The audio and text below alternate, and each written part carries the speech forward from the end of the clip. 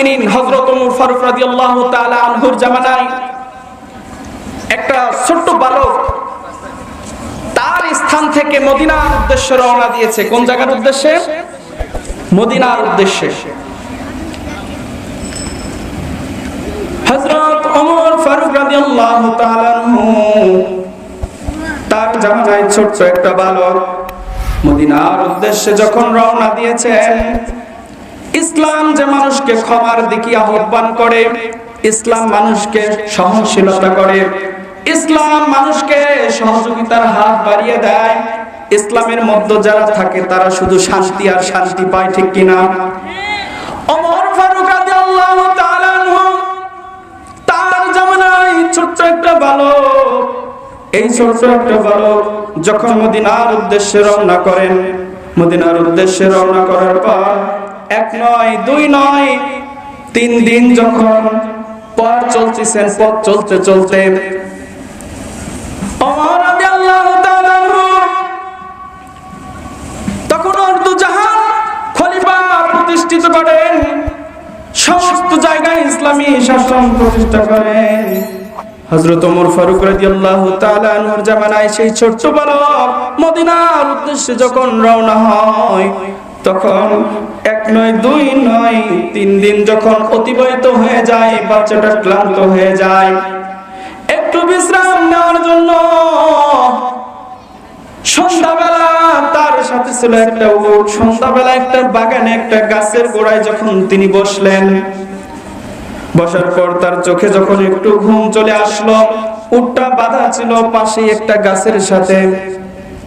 এই উটটা দাঁত দিয়ে দড়ি খুলে ওই পাশের একটা খেজুরের বাগানের মধ্যে ঢুকে গেছে। খেজুরের বাগানের মধ্যে প্রবেশ করে ওই খেজুরের বাগানে ছোট্ট ছোট্ট খেজুরের গাছ লাগানো ছিল। উটটা খেজুরের গাছের কচি কচি পাতাগুলো খেয়ে নিল। এদিকে খেজুরের বাগানের মালিক লক্ষ্য করলো একটা উট কেমন জানি আমার খেজুরের বাগানটা বিনষ্ট করে দিচ্ছে, সব খেয়ে ফেলছে।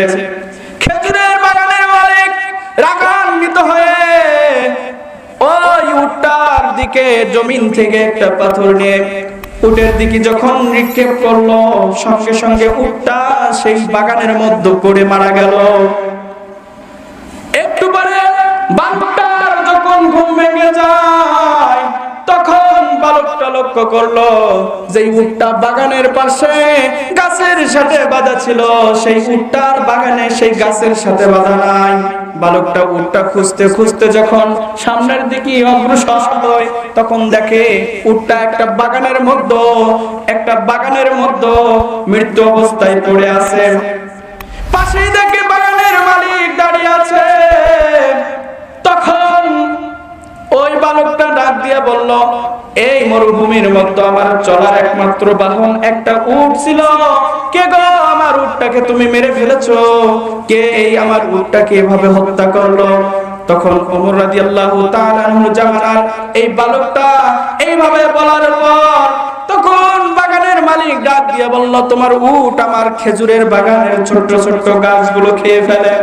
আমি রাগান্বিত হয়ে যখন জমিন থেকে একটা পাথর নিয়ে নিক্ষেপ করেছিলাম, আমি বুঝতে পারি নাই তোমার উটটা মারা যাবে, সুতরাং তোমার উটটা মারা গেছে। এই কথা শোনার সঙ্গে সঙ্গে বালকটা আর তার রাগ সহ্য হলো না। বালকটা ভাবলো আমিও তাকে শাস্তি দেব, তাই তিনি জমিন থেকে একটা পাথর নিয়ে বাগানের মালিকের দিকে নিক্ষেপ করলেন। সঙ্গে সঙ্গে বাগানের মালিকের মাথায় পাথরটা আঘাত লাগলো। আর পাথরের আঘাতটা লাগার সঙ্গে সঙ্গে বাগানের মালিক সঙ্গে সঙ্গে জমিনে পড়ে যায় এবং সেখানে সে মৃত্যুবরণ করে। ভেজাল বাড়লো না কমলো?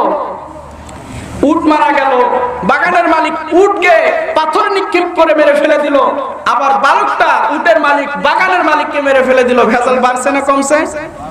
বাড়ছে। সমাধান কি? ইসলাম যে শান্তির ধর্ম, ইসলাম যে ক্ষমা শিক্ষা দেয়, ইসলাম যে মানবতা শিক্ষা দেয়, ইসলাম যে সহযোগিতা শিক্ষা দেয়, তার বাস্তব প্রমাণ দেখেন। এবার হযরত ওমর ফারুক রাদিয়াল্লাহু তাআলা আনহুর জামানার এই ঘটনাটা স্বর্ণালী অক্ষরে কিতাবে লিপিবদ্ধ আছে। এবার ওই বালকটা যখন উটটাকে মেরে ফেলে দিলেন, তখন ওই উটের মালিক, এই বালক এবং বাগানের মালিক যখন ওখানে পড়ে আছেন, বাগানের মালিকের ছিল দুইটা সন্তান। কয়টা সন্তান? এই দুইটা সন্তান জলদি করে চলে এসেছেন বাবার খোঁজে, বাগানে বাগানে ঘুরে বেড়ান, বাবা কোথায়, বাবা কোথায়। লক্ষ্য করে দেখেন তার বাবা একটা মরা উটের পাশেই প্রায় মৃত্যু অবস্থায় পড়ে আছে। তখন ওই দুইটা সন্তান ডাক দিয়ে বললেন, কে গো তুমি? আমার বাবা এখানে মৃত্যু অবস্থায় পড়ে আছে, আর তার পাশে আবার আরেকটা উট মৃত্যু অবস্থায় পড়ে আছে, ঘটনা কি? তখন ছেলেটা ডাক দিয়া বলল, ও আমার ভাই, আমি তো রাগান্বিত অবস্থায় তোমার বাবাকে মেরে ফেলেছি, কারণ তোমার বাবা আমার উটকে, একমাত্র মরুভূমির মাঝে চলার বাহন উটকে মেরে ফেলে দিয়েছে। সমস্ত ঘটনা যখন খুলে বলল, তখন ওই দুইটা যুবক ডাক দিয়ে বললেন, আমার বাবার হত্যাকারী তুমি, তোমাকে ছাড় দেওয়া যাবে না, চলো আমিরুল মুমিনিন হযরত ওমর ফারুক রাদিয়াল্লাহু তাআলা আনহুর কাছে। হযরত ওমর ফারুক রাদিয়াল্লাহু তাআলা আনহুর কাছে যখন নিয়ে যাওয়া হলো, ডাক দিয়ে বলতেছেন, তুমি এতটুকু বালক, তোমাকে কেন বিচারের কাঠগড়ায় দাঁড় করানো হলো জানতে চাই। বালকটা সমস্ত ঘটনা খুলে বললেন বাজান। এবার ওমর ফারুক রাদিয়াল্লাহু তাআলা আনহু ডাক দিয়ে বললেন, বালক রে, তুমি তো আমাদের বাবাকে হত্যা করেছো, এখন ওরা কি বিচার চায়? ওই দুইজন যুবক হত্যাকারী, ওই দুইজন যুবক তার বাবার হত্যাকারীর বিচার চায়, সঠিক বিচার। আর তখন ছিল হত্যার বদলে হত্যা। তাই যেহেতু ওই ব্যক্তি, ওই বালকটা ওই বাগানের মালিককে হত্যা করেছে, তাই এবার তাকেও হত্যা করা হবে। ডাক দিয়ে বলল ওমর ফারুক রাদিয়াল্লাহু তাআলা আনহু, ও বালক, তুমি তো একজনকে হত্যা করেছো, আর তোমাকেও এখন হত্যা করা হবে, তোমাকে এখন হত্যা করা হবে। তুমি প্রস্তুতি নাও, তবে তোমার মৃত্যুর আগে তোমার কাছে একটা জিনিস জানতে চাই, তোমার কি কোনো মনের চাওয়া পাওয়া আছে? তোমার কি কোনো মনের চাওয়া পাওয়া আছে? থাকলে বলতে পারো। তখন ছোট্ট বালকটা ডাক দিয়া বলেন, আমিরুল মুমিনিন, অর্ধ জাহানের খলিফা, আমার একটা আবদার আছে, আমার একটা চাওয়া পাওয়া আছে, বলো কি? এবার ছোট্ট বালকটা ডাক দিয়া বলেন, আমিরুল মুমিনিন, আবার চাওয়া পাওয়াটা হচ্ছে আমি আমার বাড়িতে ফিরে যেতে চাই, কারণ আমার ছোট্ট ভাই এবং মা আমার বাড়িতে আছে, আর আমি তাদের জন্য এক জায়গায় আমার সম্পদ, আমার কিছু অর্থ লুকিয়ে রেখে এসেছি, যা আমি সারা পৃথিবীর কেউ জানে না। সুতরাং আমি বাড়িতে যাব এবং বাড়িতে যাওয়ার পর তাদেরকে এটা বুঝিয়ে দেব, আবার আপনার কাছে ফিরে আসবো। 3 দিনের সময় চাই। কয়দিন? ফাঁসির কাস্টের আসামি 3 দিনের সময় চাচ্ছে যে আমি বাড়িতে যাব, ঘুরে আসবো, সময় দেয়া যায়? ওমর ফারুক রাদিয়াল্লাহু তাআলা আনহু ডাক দিয়ে বলতেছেন, এইটা কখনো সম্ভব নয়, তবে একটা বিষয় সম্ভব হবে, তুমি যদি পারো, তুমি কাউকে যদি জিম্মাদারি রাখতে পারো, যদি তোমার বদলে কেউ এই দায়িত্ব নেয়, তুমি যদি ফিরে না আসো, তাহলে তাকে হত্যা করা হবে।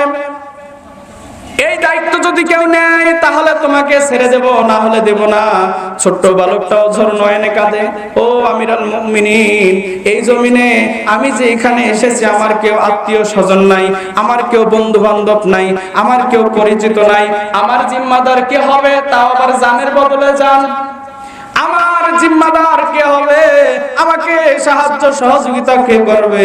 আমিরুল মুমিনিন ডাক দিয়ে বলল, ও মদিনাবাসী, ও মদিনাবাসী, তোমাদের মধ্যে কি এমন কেউ আছে যে এই ছোট্ট বালকটাকে ইসলামের জন্য, আল্লাহকে ভালোবেসে সাহায্য সহযোগিতার হাত বাড়াবে?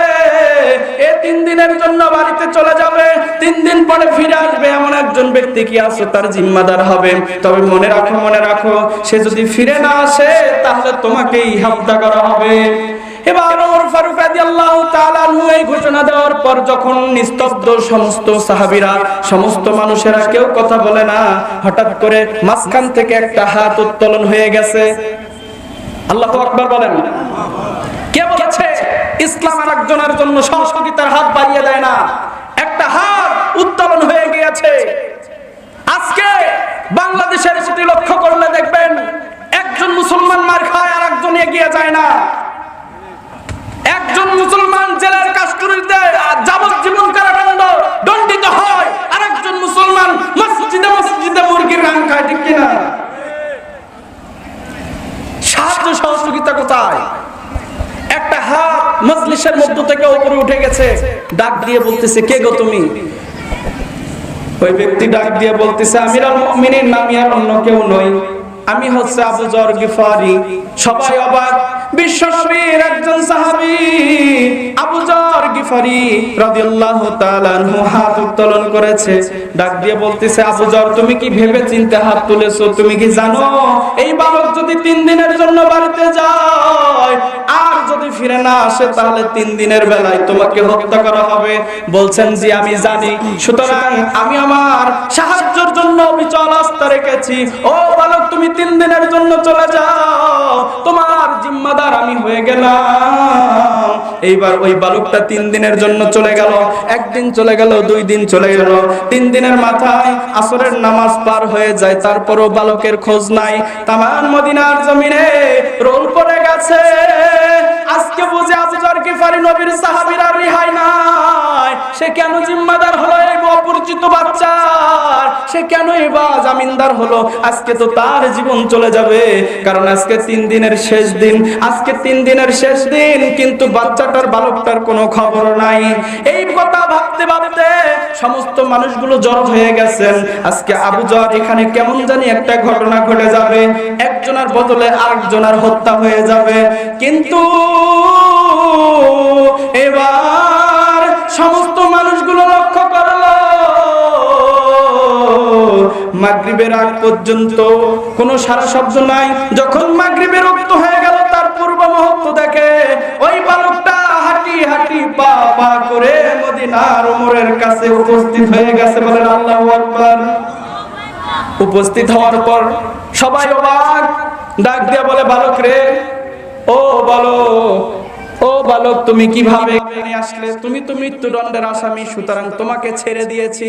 তুমি কেন এখানে উপস্থিত হলে? চাইলে তো পলায়ে যেতে পারতে। এরকম সুযোগ আমরা পেলে থাকবো না ভাগবো? ধরা লাগবে না, শুধু যদি শোনে যে ওয়ারেন্ট হয়ে গেছে, ওকে গাইবান্ধা জেলায় খুঁজে পাওয়া যাবে না। মৃত্যুদণ্ড প্রাপ্ত আসামি ফিরে এসেছে। সবাই অবাক, সবাই অবাক। ডাক দিয়ে বলতেছে ওমর ফারুক রাদিয়াল্লাহু তাআলা আনহু, ও বালক, তুমি ফিরে আসলে কারণটা কি জানতে চাই, তোমার মধ্যে কি এমন আছে? বলছে, হে আমিরুল মুমিনিন, আপনি জানেন না আমি আল্লাহ তাআলাকে ভয় করি, আমার সৃষ্টিকর্তা এক আল্লাহ। সুতরাং আমি চাই না এই পৃথিবীর জমিনে মুসলিম জাতির কলঙ্ক হোক। আমি ইসলাম ধর্মের অনুসারী, এক বিশ্বনীতার অনুসারী, এক আল্লাহর গোলাম। আমি চাই না এই জমিনে যে মুসলমান কথা দিয়েছে, কথা দিয়ে কথা রাখে না, এমন বেঈমানি আমি করতে চাই না। বলেন আল্লাহু আকবার। ও আমিরুল মুমিনিন, আমি আমার কথা রাখার জন্য চলে এসেছি। বলেন না সুবহানাল্লাহ। ছোট্ট বালক, আজকে আমাদের মধ্যে আমানতদারিতা নেই। আমাদের মধ্যে একজনকে কথা দিলে সেই কথা আমরা রাখতে পারি না, অথচ ছোট্ট বালক তিনি তার কথা কেমন ভাবে রেখেছেন। এবার আমিরুল মুমিনিন এই বালকের এত আল্লাহর ভয় দেখে, এত বিশাল কথা শুনে তিনি একটু নরম হলেন। এবার আবু যরকে ডাক দিয়ে বলতেছে, আবু যর, তোমার কাছে জানতে চাই, এতগুলো মানুষের মধ্যে তুমি একাই কেন হাত উঠিয়েছো তাহাকে সহযোগিতা করার জন্য?